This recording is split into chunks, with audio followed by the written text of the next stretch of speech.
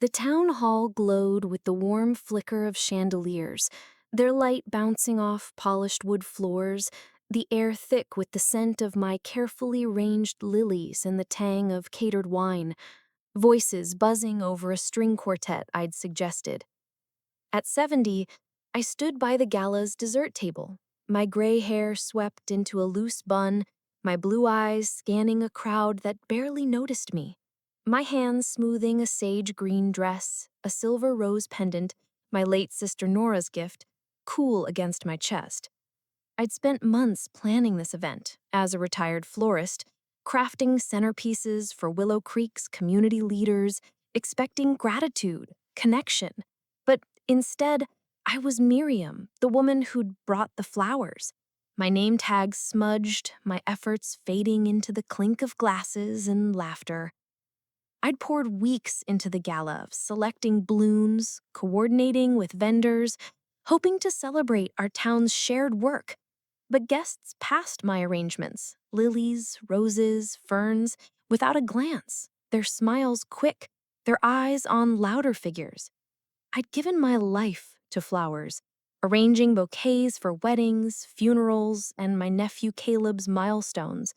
But tonight, I was just the woman who'd set up the hall, my contributions as invisible as the wilting Community Heroes banner overhead. I sipped my sparkling water, its bubbles sharp, my smile tight, my heart heavy like the velvet curtains framing the room. I'd built beauty for others, clients, Caleb, Nora's memory. But here, I felt like I'd arranged myself into nothingness. I slipped to a corner, the floor cool under my flats, the air carrying a faint whiff of wax and nostalgia from past events. My fingers brushed Nora's pendant, its petals a reminder of her voice. "You're my bloom, Miriam." She'd seen me, always. But without her, and with Caleb's visits now rare, I felt like the florist who designed, the aunt who supported, the sister who vanished. I'd shaped lives with petals and stems, but tonight, I was just the woman who'd planned the gala no one truly thanked. "You okay, Miriam?" asked Ellen, a council member, her smile polite as she paused with a plate of cake, her scarf bright against the dim light. "I'm fine, just taking it in," I said, my voice thin, forcing a nod. "Lovely evening." "Beautiful flowers," she said, already turning away, her heels clicking. I smiled to the empty air, my throat tight, the glass cold in my hand. Helpful Miriam. Always fine, always there, never truly seen. I stepped outside, the night air crisp, carrying the scent of grass and faint honeysuckle from the fields beyond Willow Creek. The stars were dim, dulled by streetlights, and I leaned against the hall's stone wall, its texture rough under my palm. My reflection in a window showed a lined face, blue eyes tired but sharp, a woman who'd given her heart to a world that moved on. I thought of Nora, her hands arranging roses, her voice saying, "Find your own bloom, Miriam." I'd forgotten that. Buried under years of crafting bouquets and raising Caleb, this gala was meant to honor us, but it showed me how small I'd become, not to them, but to myself. I walked to the lot's edge, the gravel gritty under my flats, the air sharper with grass and frost. I thought of Nora, how we'd sit on her porch, her laugh warm, the nights quiet, a comfort. I'd loved that stillness, but I'd stopped seeking it, too busy with Caleb's dreams, Nora's family, client orders. Here, with the gala's noise fading, I felt a bloom, small but real. I wasn't enough to them, not to Ellen, not to Caleb, but I could be enough for me. I'd heard of Willow Plains, a prairie town hours away, with endless grasses and wildflower fields.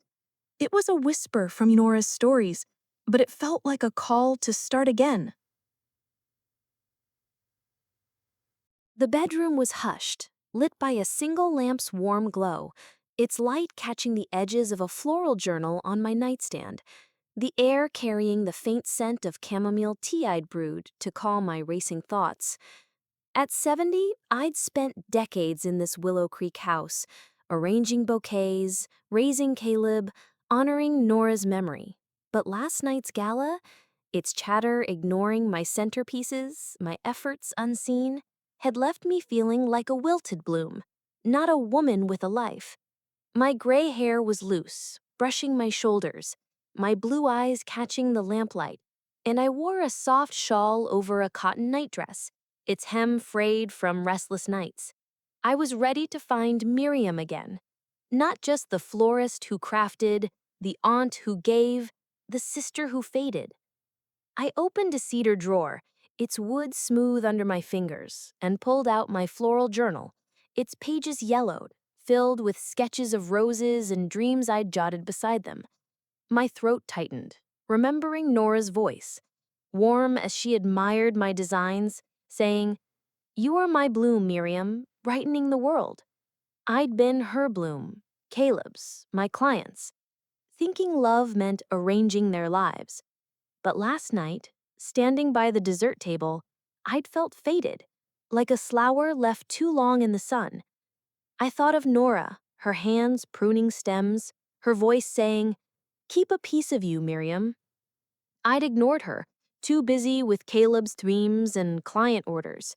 But now, with the gala's echo, I wanted that piece back.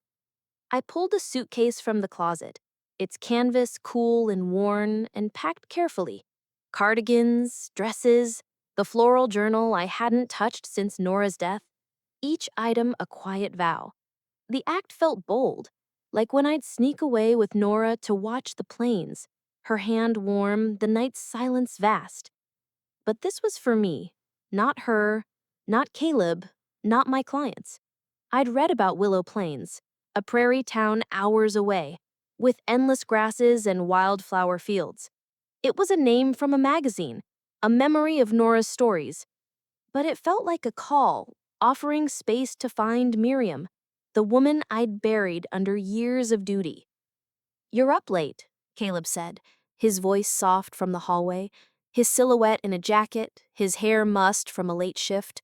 He'd stopped by after the gala, his concern a weight I both cherished and resisted. "Packing," I said, folding a scarf, my voice firm but gentle. "I'm going to Willow Plains." He frowned, stepping closer. "Aunt Miriam, this is sudden. You sure?" I nodded, my smile small but steady. His worry was kind, but it came too late, like rain after a drought. He hugged me, brief and warm, then left, promising to call, leaving me with the suitcase and my resolve. I sat at the nightstand, the tea's steam curling, the air cool with the scent of chamomile and old paper. I opened my journal, its pages yellowed, but waiting, and sketched a single line, a wildflower's curve. The pencil scratch was a quiet promise.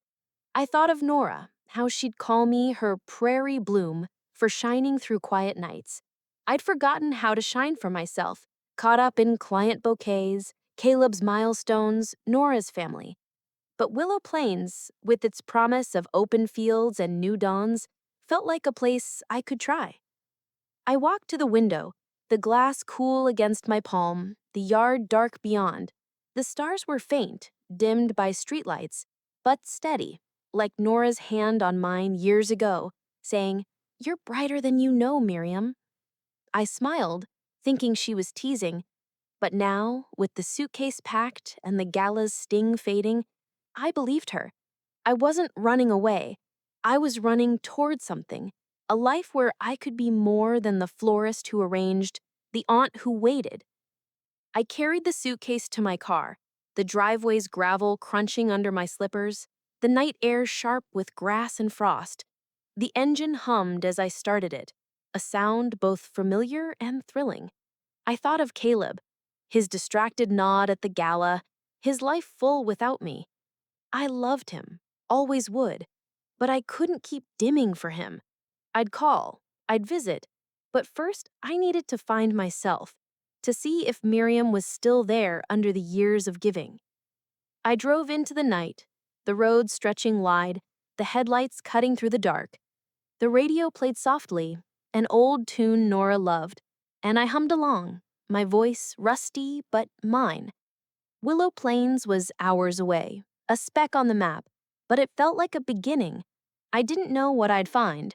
Maybe nothing, maybe everything, but I was ready to look. The stars grew brighter as the town faded, and I felt a bloom, small but fierce, like I was waking up after a long, quiet sleep. The Willow Plains horizon stretched wide, its grasslands swaying under a soft morning breeze, wildflowers dotting the fields with bursts of yellow and purple, the air crisp with the scent of fresh grass and faint lavender from distant blooms.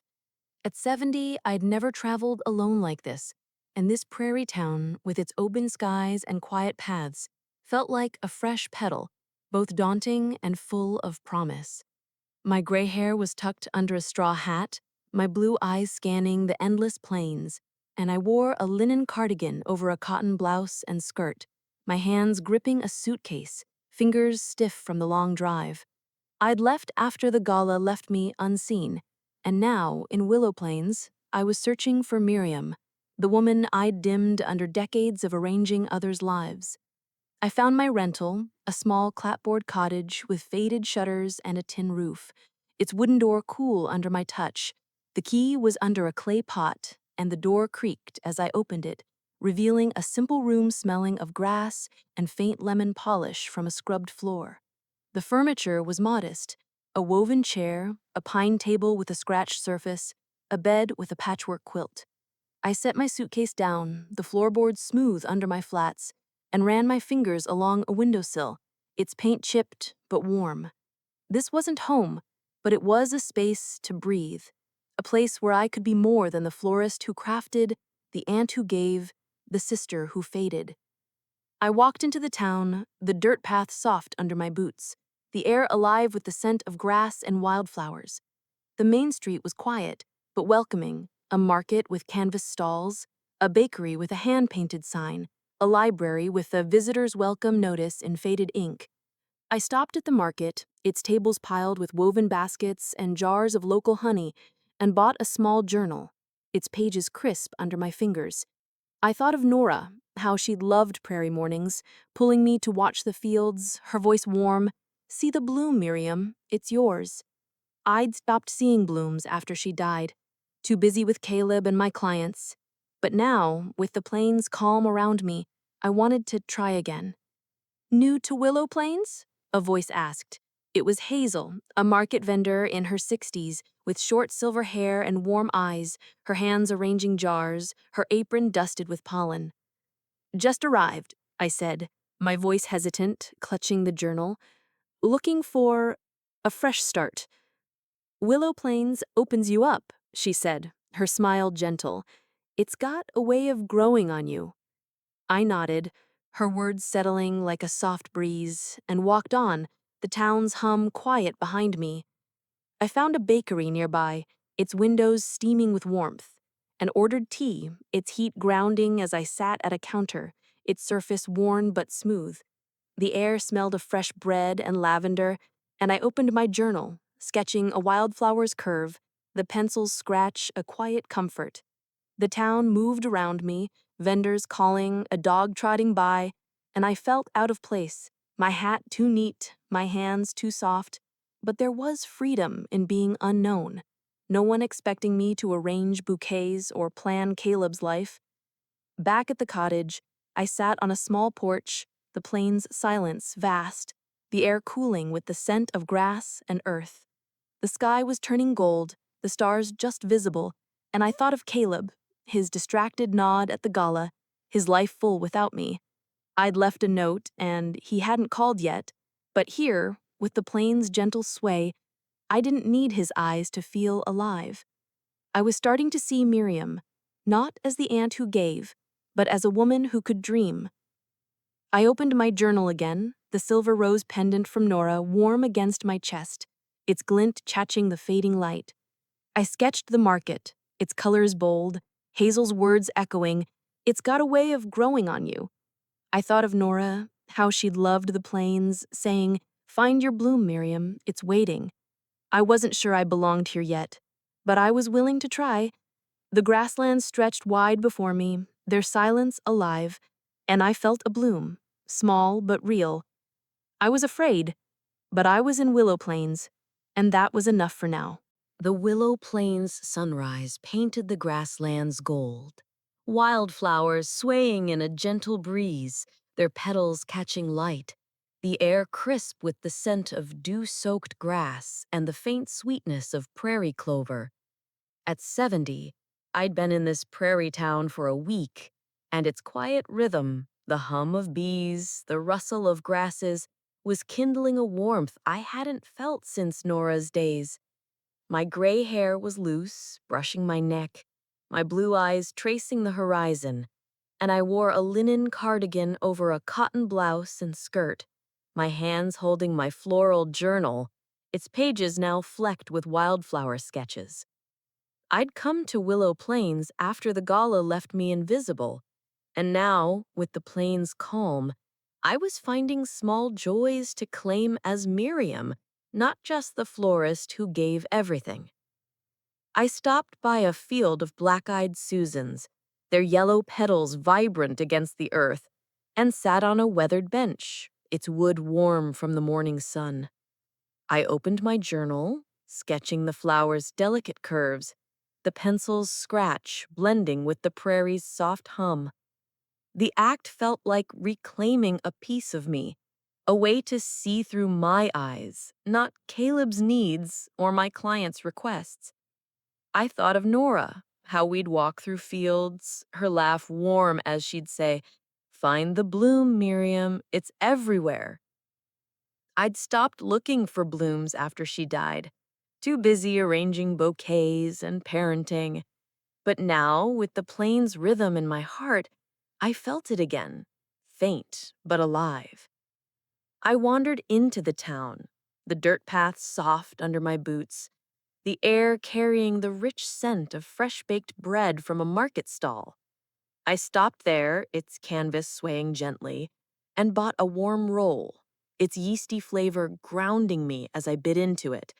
The stall's table was rough under my fingers, and I sketched a note about the field's colors, its vibrancy like the prairie's pulse. The simplicity of it, the roll, the journal, the morning's quiet, felt like a gift, a way to choose joy for myself, not just arrange it for others. I thought of Nora, how she'd walk through fields, her laugh warm as she'd say, "Hold the bright things, Miriam, they're yours." I had stopped looking for blooms after she died, too busy arranging bouquets and parenting. But now, with the plains rhythm in my heart, I felt it again, faint but alive.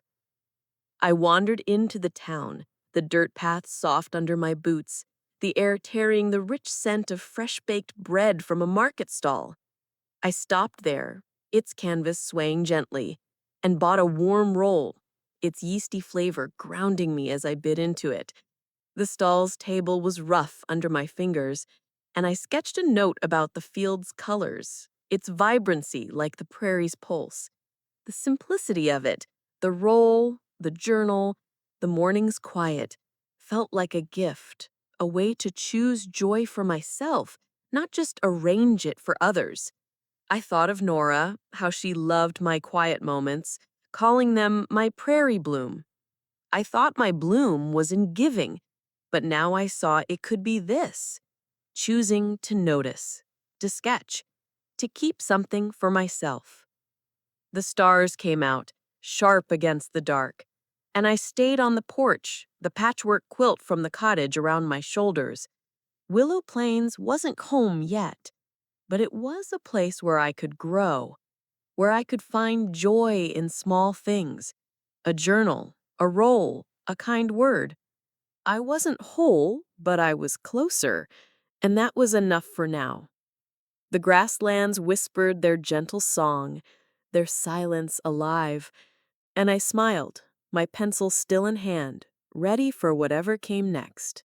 The Willow Plains market shimmered under a midday sun, its canvas stalls vibrant with hand-woven baskets and jars of golden honey, the air thick with the scent of warm bread and the faint sweetness of prairie clover, a banjo's twang drifting from a nearby corner.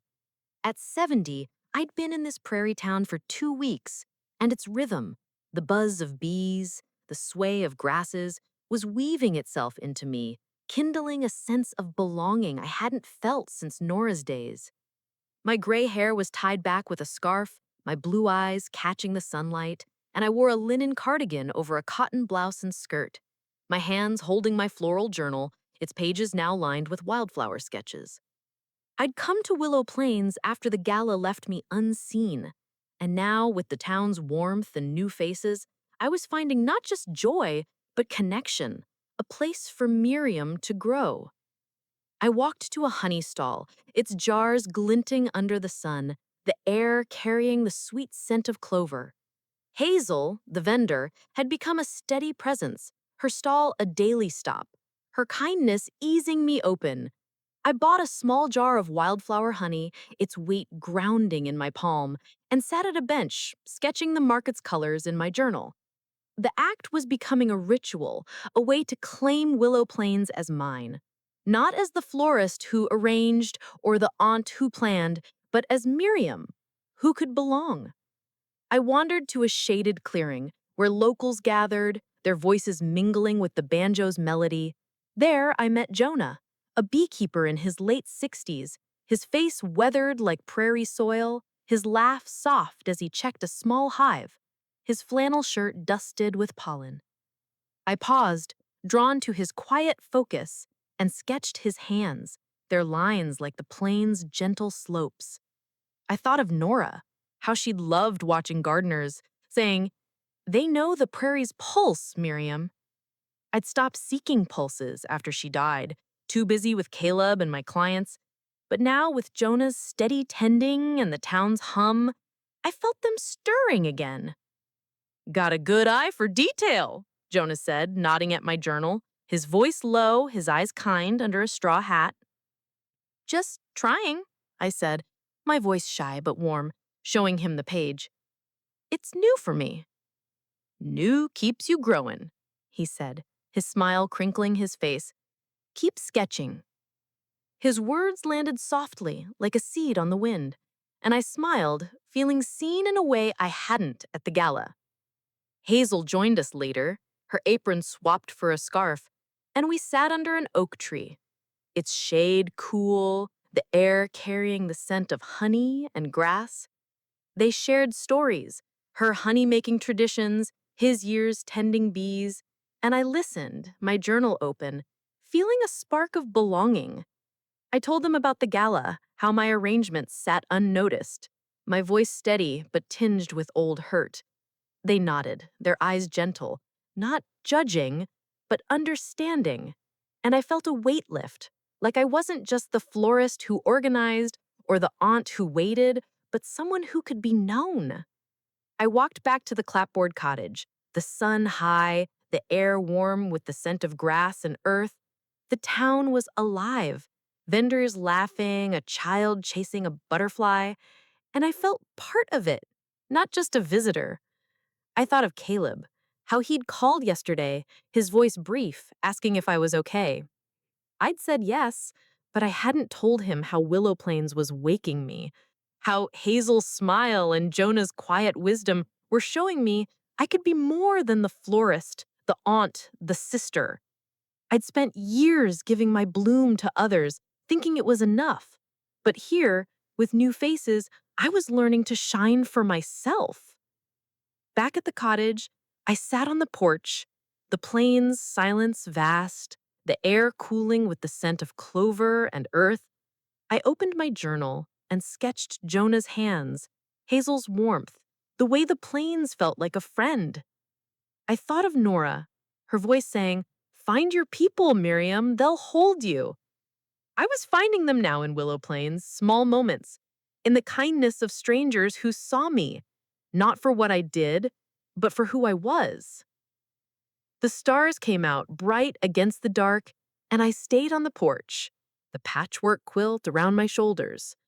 Willow Plains was becoming a home, not just a place. And these people, Hazel, Jonah, were its heartbeat. I wasn't whole yet, but I was closer, my heart lighter. As Jonah said, the grasslands whispered their steady song, and I smiled, my pencil still in hand, ready for whatever came next. The Willow Plains cottage was dim under a cloudy sky, the air heavy with the scent of damp grass and the faint mustiness of an old letter I'd found tucked in my floral journal, its edges brittle, addressed to me in Clara's looping handwriting from years ago. Rain tapped on the tin roof, a soft hum, and I sat at the pine table, a single lamp casting a warm glow over the letter, its ink faded but clear. At 70, I'd been in this prairie town for 3 weeks, finding light in Hazel's kindness, Jonah's wisdom, and my sketches. But this letter from Clara, a former apprentice, written decades ago and never sent, stirred a pain I'd buried since Nora's death. My gray hair was loose, my blue eyes misty, and I wore a linen cardigan over a cotton dress, the silver rose pendant from Nora warm against my chest, my fingers trembling as I held the paper.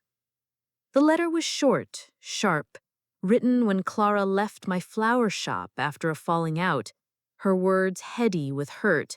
She'd felt I'd prioritized clients over her training, leaving her to fend for herself when her mother fell ill. My throat tightened, remembering her eager questions I'd brushed off, too busy with Caleb's college applications and wedding orders. I'd thought I was being strong, arranging bouquets, keeping Nora's memory alive, but Clara had seen neglect, a mentor who shone for others but dimmed for her.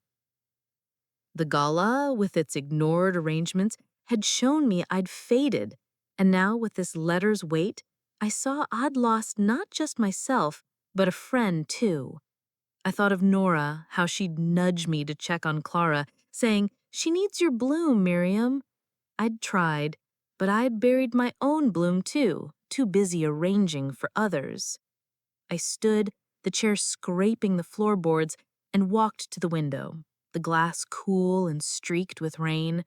The grasslands stretched beyond, their colors muted by the clouds, mirroring the ache in my chest.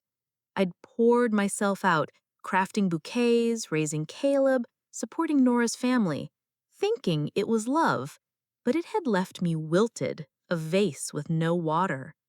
The letter reminded me of the Miriam I'd been, sharing tea with Clara, teaching her to pair roses, but also of the years I'd spent as the aunt who gave quietly, the mentor who drifted away. Willow Plains was helping me find myself, but this letter was a gust, dragging me back to old regrets. "You okay, Miriam?" Jonah called, his voice muffled through the door, his jacket dripping as he stood on the porch, his weathered face kind under a soaked hat. He'd stopped by with honey, his presence steady like the plains slopes. "Old memories," I said, holding the letter, my voice thin against the rain's patter. "From an apprentice." He nodded, his eyes gentle. "The plains bring up what's hidden. Let it rest." His words were simple, like a seed in the soil, and I smiled faintly as he left, promising tea tomorrow. I sat again, the lamp's light soft, and held the letter, its words a bittersweet mirror. I thought of the gala, how I'd felt invisible, and Caleb's brief call, his voice distant. I'd given Clara my time, thinking it was mentorship, but the letter showed I'd given myself away too, even to her who needed me most. Willow Plains, Hazel's warmth, Jonah's quiet wisdom, and my sketches were teaching me I could be more than duty. I wasn't erasing Nora or Clara, but I was learning to carry them differently, to make room for Miriam, the mentor, the woman who could still shine. I opened my journal, the rain's rhythm softening, and sketched the grassland's misty sweep, the pencil's lines jagged but honest. The act felt like a bridge, linking my past to this moment, regret to hope. I thought of Clara again, how we'd laugh over flower pairings, her voice bright, and my heart saying, "You're enough, Miriam, just you." I thought my worth was in giving, but now I saw it could be in remembering, in reaching out. I wasn't ready to call her yet, but the thought felt closer, like a star through the clouds. The rain slowed, the air cooler now, carrying the scent of wet grass and earth. I stepped onto the porch, the patchwork quilt around my shoulders, the plain's rhythm steady despite the storm. Willow Plains wasn't a cure, but it was a place where I could face my ghosts and still find light. Hazel's smile, Jonah's kindness, my own lines in my journal. I wasn't free of the past, but I was stronger, ready to keep going, to find the woman I was meant to be. The Willow Plains trails stretch through swaying grasslands, their blades whispering in the breeze. Wildflowers like purple asters and golden coneflowers dotting the earth. The air sharp with the scent of sun-warmed grass and the faint tang of sage. At 70, I'd been in this prairie town for a month, finding light in Hazel's warmth, Jonah's wisdom, and my floral journal. But Claire's old letter, unearthed last night, had stirred me to look deeper, to uncover the Miriam I'd lost under years of arranging others' lives. My gray hair was tied back with a scarf, my blue eyes tracing the plain's gentle curves, and I wore a linen cardigan over a cotton blouse and skirt, my hands holding my journal, its pages now thick with sketches. The gala had shown me I'd faded, and now, with the plain's steady pulse, I was peeling back layers of sacrifice to find who remained. I sat on a smooth stone overlooking a meadow, its surface warm from the sun, and opened my journal, drawing the aster's delicate petals, the pencil scratch blending with the prairie's soft hum. The act was a mirror, showing me a woman who'd poured herself into others, crafting bouquets, raising Caleb after Nora's family, caring for Nora's family, thinking it was love, but losing herself in the process. Clara's letter, raw with her hurt, reminded me of the Miriam I'd been, teaching her to trim stems, dreaming of new designs, but also of the years I'd buried her under client orders, family duties, and grief, becoming the steady one who never asked for more. I thought of Nora, her hand on mine by a field, saying, "You're my prairie bloom, Miriam, don't let it wilt." I'd nodded, but I'd measured my worth by others' needs, and Willow Plains was showing me that wasn't enough. I walked into the town, the dirt path soft under my boots, the air carrying the faint scent of fresh baked muffins from a market stall. The main street hummed quietly, locals chatting, a bicycle bell ringing, and I stopped at Hazel's stall, its jars of honey glinting in the sun. She'd become a friend, her kindness an anchor, and I bought a small woven coaster, its fibers smooth in my hand, a small claim to this new life. I thought of the gala, how my arrangements sat unnoticed, my years reduced to a quick, beautiful setup. I'd been invisible there, but here, with Hazel's nod and Jonah's wave from his hive across the street, I was starting to shine again, not for them, but for me. "You seem pensive today," Hazel said, arranging jars, her silver hair swaying, her eyes sharp but kind. "Digging through old roots," I said, my voice soft, showing her my journal, "trying to find me." "The prairies are good for rooting," she said, her smile warm. "They show you what lasts." Her words settled like a gentle breeze, and I nodded, carrying the coaster back to my cottage. I sat on the porch, the prairie's silence vast, the air cooling with the scent of grass and earth. I opened my journal and drew the meadow, its depth like the woman I was uncovering. I noted Clara's letter, Hazel's words, the way the plains felt like a guide, leading me to question who I'd been. I'd spent decades being the anchor, arranging for clients, raising Caleb alone after Nora, grieving quietly, thinking it was strength. But strength wasn't just giving, it was claiming myself too.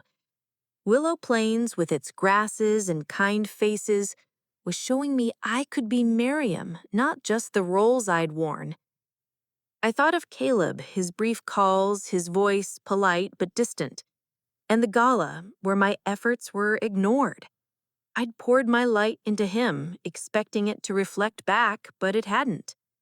The letter was a mirror, showing me the woman I'd been, laughing with Clara, planning bouquets, and the one I'd become, dimmed by duty. I wasn't angry anymore, it was quieter, a resolve to find the Miriam who could shine without needing others' eyes. Willow Plains, with its grasses and kind faces, were showing me I could be Miriam, not just the roles I'd worn. I walked to the meadow's edge, the grass soft under my boots, the plains glowing in the evening light. I thought of Nora again, how she'd sit by a field saying, "Your heart's wide, Miriam, but save some for you." I was saving it now, in these moments, sketching, noticing the sage, talking with friends.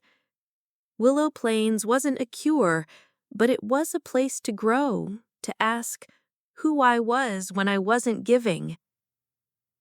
I wasn't whole yet, but I was closer, each line a step, each flower a whisper of truth. The stars began to show sharp against the twilight, and I stayed on the porch, the patchwork quilt around my shoulders. I opened my journal again, the pendant from Nora glinting, and wrote, "I'm finding her." The words felt like a promise, small but fierce. The grasslands whispered their endless song, and I smiled, ready to keep digging, to claim the woman I was meant to be. The Willow Plains Community Garden buzzed with the soft hum of bees, its plots vibrant with native wildflowers, golden coneflowers, purple prairie clover, and delicate milkweed. The air rich with the scent of loamy soil and the faint sweetness of blooming asters.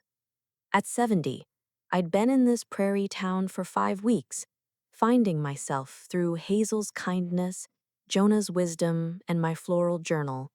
But Clara's letter had pushed me to seek more, to claim my voice in a new way. My gray hair was tied back with a scarf, my blue eyes focused, and I wore a cotton blouse under a linen cardigan, its sleeves dusted with soil as I knelt in a garden plot, hands tucking a coneflower seedling into the earth. The gala had shown me I'd faded, and now, joining this gardening group, I was planting not just flowers, but courage, shaping Miriam into someone who could create. The soil was cool and soft under my fingers, the garden's rhythm blending with the plain's distant pulse as I pressed earth around the seedling, its roots fragile but strong. The act felt like my journal, a way to say I was here, not just the florist who arranged or the aunt who gave, but Miriam who could grow something new. I thought of Nora, how she'd loved my flower shop, saying, "Your hands make beauty, Miriam." I'd stopped making beauty after she died, too busy with Caleb's needs and client orders. But here, with the soil's gentle give, I was finding that beauty again. I thought of my mother, her hands tending garden beds, her voice saying, "Grow something yours, Miriam." This seedling, small but vibrant, was a start. The garden was small, a handful of locals working their plots, their hands planting herbs and flowers. Hazel had mentioned the group, her eyes bright, and I'd joined, nervous but eager. I glanced around, seeing their creations, wildflower patches, vegetable rows alive and thriving, and felt a spark of belonging, not just to Willow Plains, but to myself. I thought of the gala, how my arrangements sat unnoticed, my years reduced to a quick, beautiful setup. I'd been invisible there. But here, with soil on my fingers and the plains hum around me, I was visible, not to others, but to me. Looking strong, said Ruth, the group leader, a woman in her 60s with sun-bleached hair and a warm laugh, her hands steady as she adjusted my seedling soil. Her shirt was streaked with dirt. It's a bit crooked, I said, half laughing, my voice lighter, brushing soil from my hands. It's a story, she said, her eyes kind. That's where it grows from. Her words settled like a prairie breeze, and I nodded, my hands moving again, feeling bolder. After the session, I walked to a nearby trail, the grass soft under my boots, the air carrying the scent of clover and sage. The plains glowed under the afternoon sun, and I carried a small wildflower, its petals tucked in my journal. I sat on a smooth stone, its surface warm, and opened my journal, drawing the seedling's shape, its lines growing like the life I was planting. I thought of Nora, how she'd loved my flower shop, saying, "Your hands make beauty, Miriam." I'd stopped making beauty after she died, too busy with Caleb's needs and the client orders. But here, with the soil's gentle give, I was finding that beauty again. I thought of my mother, her hands tending garden beds, her voice saying, "Grow something yours, Miriam." This seedling, small but vibrant, was a start. The back at the clapboard cottage, I set the wildflower on the table, the plains' silence vast, the air cooling with the scent of grass and earth. I opened my journal and wrote about Ruth's words, the soil's texture, the way the plains felt like a partner in my rediscovery. I thought of Nora again, how she'd loved my arrangements, calling them my prairie bloom tales. I thought my tales were in giving, but now I saw they could be in growing, in claiming my voice through each planted seed, each sketched line. I walked to the market, the dirt path crunching, the air alive with the scent of fresh bread. Jonah was there, checking a hive, his nod quiet but kind. I showed him my journal, the seedling's pattern bold on the page, and he chuckled, saying, "You're rooting in the prairie's heart, Miriam." His words warmed me, like Nora's once did, and I felt a shift, a sense that I wasn't just the woman who'd arranged or mourned, but Miriam, planting her courage, speaking through flowers. The stars came out sharp against the night, and I stayed on the porch, the patchwork quilt around my shoulders. Willow Plains was more than a place now. It was a garden, with Hazel's warmth, Jonah's wisdom, and this group planting me into it. I wasn't whole yet, but I was closer, each seedling a step toward the woman I was meant to be. The grasslands whispered their endless song, and I smiled, ready to keep growing, to claim my light. The Willow Plains bakery glowed with the soft warmth of a wood stove, its cedar walls absorbing the heat, the air rich with the scent of fresh baked scones and the faint tang of brewing tea, blending with the damp grassiness of prairie mist outside. At 70, I'd been in this prairie town for 6 weeks, finding myself through Hazel's kindness, Jonah's wisdom, my gardening, and the floral journal now thick with sketches. But today, Clara was coming to visit. Our first meeting since the gala left me unseen. My gray hair was tied back with a scarf, my blue eyes nervous but hopeful, and I wore a linen cardigan over a cotton dress, my hands fidgeting with the silver rose pendant from Nora, its smooth petals grounding me. The gala had shown me I'd faded, and Willow Plains had helped me shine, but facing Clara meant mending a friendship strained by my giving and our distance. I sipped my tea, its warmth steadying me, and looked out the window, where the grasslands swayed under a gray sky, their blades soft but resilient. Clara's letter, found in my journal, had laid bare her hurt, how I'd chosen client orders over her training, leaving her alone when her mother was ill. I thought I was being strong, arranging bouquets, keeping Caleb's life steady, but I'd lost her in my rush to be everything. The gala, with its ignored arrangements, echoed that loss. And now, with the plains rhythm in my heart, I wanted to rebuild, not as the mentor who gave, but as Miriam who could connect honestly. The bakery door jingled and Clara stepped in, her brown hair now streaked with gray, her coat dusted with mist, her hazel eyes scanning until they met mine. She was 65, her face lined but familiar, her smile cautious, like she wasn't sure who I'd become. I stood, my heart quick, and we hugged, her coat damp against my arms. We sat, the table small between us, and I felt the weight of years, our shop days, my arranging years, our silence after Nora's death, heavy but unspoken. You look different, Clara said, her voice soft, stirring her tea, her eyes on the cup. Willow Plains is changing me, I said, my voice steady but warm, touching the pendant. I needed to find myself. She nodded, her smile faint. I wish I'd known you felt so dimmed. Her words stung, but they were honest, and I leaned forward, ready to meet her halfway. We talked, slowly at first, the bakery's hum a gentle backdrop. I told her about the gala, how I'd felt invisible, my arrangements unnoticed, my voice calm but raw. She listened, her eyes wide, and shared her own hurt. How my focus on work felt like distance, how she'd grieved her mother alone. I thought of Nora, how she'd sit with us at the shop, saying, "Friendship means showing up, Miriam." I'd held too tightly to my role as provider, thinking it was enough, but here, with the plane's pulse outside, I saw I could love Clara differently, as equals, as friends.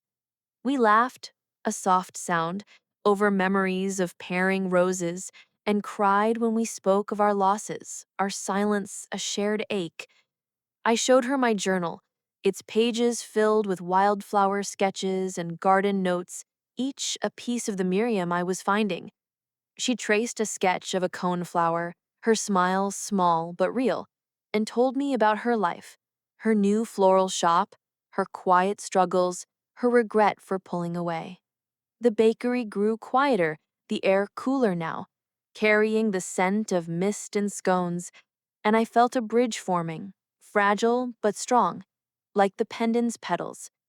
I wasn't erasing the years apart, but I was building something new, with Clara, with myself. We walked to a nearby trail, the grass damp under our boots, the plains glowing in the dusk. I thought of the gala, how I'd waited for others to see me, and Caleb's distant calls. I'd given too much, expecting Clara to fill the space Nora left, but Willow Plains had taught me I could fill it myself, through gardening, sketching, friends. Clara wasn't my light, but she was my friend, and I loved her enough to let her be, to meet her as Miriam, not just the giver.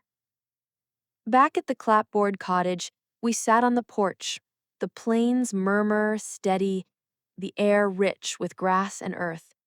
I gave her a small coneflower from my garden plot, its petals vibrant, and she held it, her eyes soft. I thought of Nora again, how she'd loved our shop talks, calling them our prairie bloom moments.